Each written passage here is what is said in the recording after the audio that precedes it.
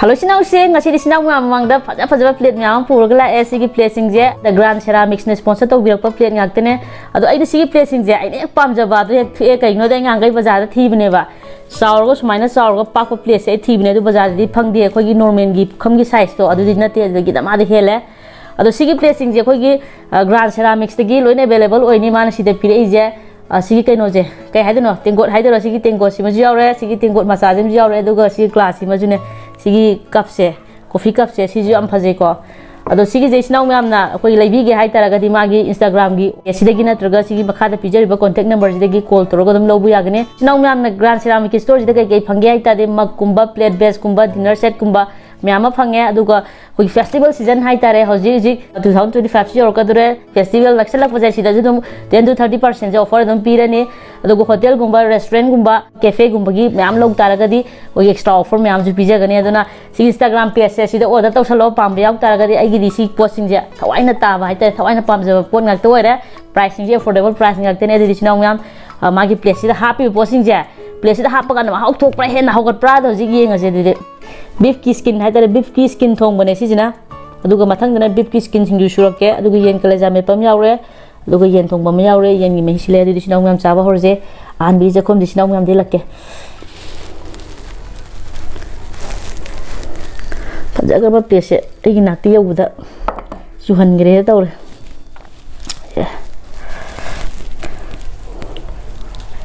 sigi beef ki skin je si ju hapake kaleja me pajo hapake udah nih ahan ki jakom bisnau myam de jerke se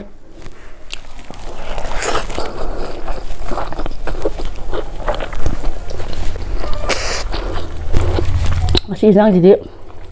ku ha ma taw he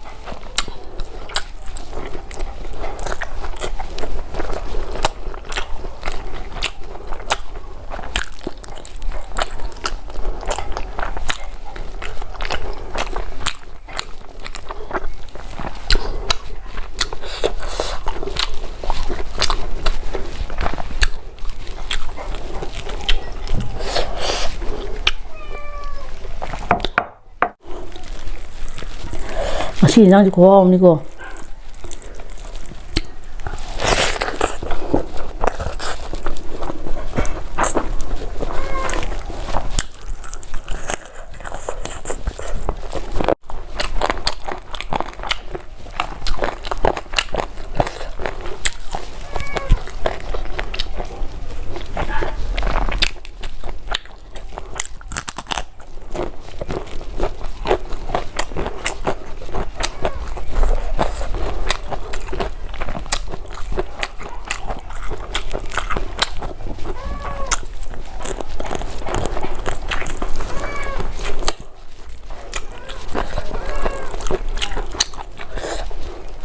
ꯍꯧꯗꯣꯡ ꯅꯪ ꯈ꯭ꯋꯥꯏ ꯈꯣꯡꯕꯁꯦ ꯑꯩꯈꯣꯏ ꯆꯥꯐꯝ ꯈꯪꯗꯦꯕꯗꯣ ꯃꯤꯅ ꯇꯥꯕꯗ ꯌꯥꯝ ꯄꯤꯖꯗꯕ ꯃꯥꯟꯕ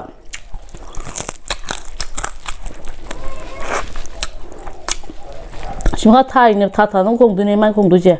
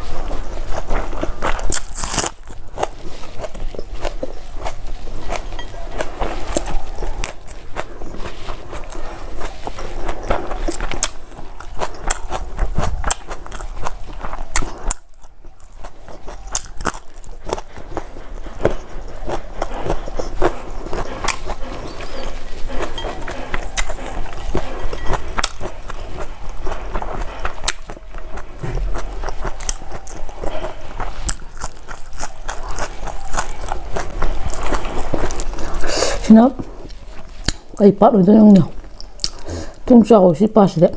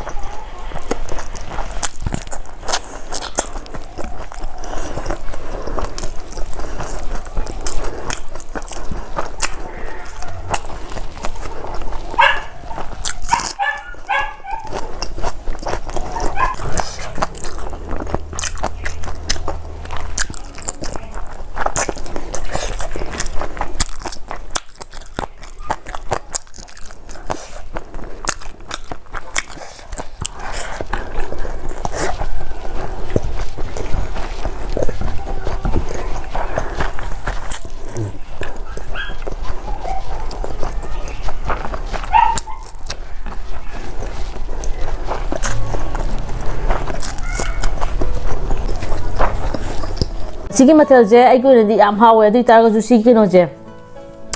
beef ki skin je ai si kya haina dre duna isa roi dong sigi placing je saksa du am nungai adu ga normal ki hai tar saksa ki di kya ga no taw roi adu ga restaurant gumba adu ga cafe gumba gi di am comfortable oi pot oi ne adu ga ko gi mo no bi hai tar ko lu hong bada pu bi ju am phajara ne tar sigi item je buthok batam da ga suno proi ado pambi ta ga sagi Instagram gi magi page du sanga ga du order taw ya ne ado channel ji nungai bi di like subscribe to send bi ro mo mathang bi da muk thengnar ji